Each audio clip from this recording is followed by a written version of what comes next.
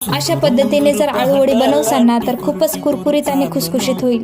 चला तर मग सुरू करू। सगळ्यात पहिले तर आळूचे पानं स्वच्छ पाण्याने धुवून घ्यायचे आणि त्याच्या अशा शिरा काढून घ्यायच्या आणि कोथिंबीर, हिरवी मिरची, आलं, लसूण याचं छान वाटण काढून घ्यायचं। आता एका भांड्यामध्ये बेसन, काढलेलं वाटण, 1 चमचा जिरं, 1 चमचा ओवा, 2 चमचे तीळ, हळद, चवीनुसार मीठ आणि थोडीशी लाल मिरची पावडर घालून याचं छान असं पीठ भिजवून घ्यायचं। आता माझं हे पीठ भिजवून झालं, याला साईडला काढून ठेवू आणि एका पाटावरती आळूचे पान ठेवून त्याला छान असं पीठ लावून घेऊ।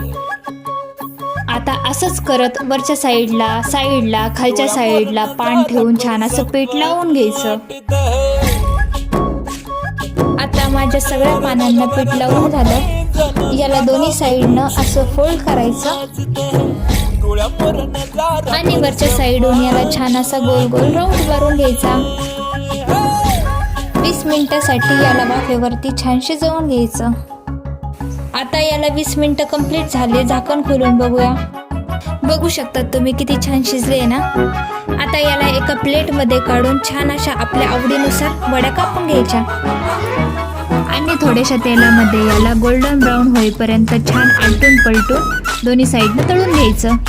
गोल्डन ब्राऊन होईपर्यंत जर वड्या तळसा तर तुमच्या वड्या नक्कीच खुसखुशीत आणि कुरकुरीत होईल। चला तर आपल्या कुरकुरीत आणि खुसखुशीत आळू वड्या तयार आहे। तुमच्या इकडं आळूच्या वड्याला काय म्हणतात तर कमेंट करून नक्की सांगा। भेटूया लवकरच नवीन व्हिडिओमध्ये। बाय।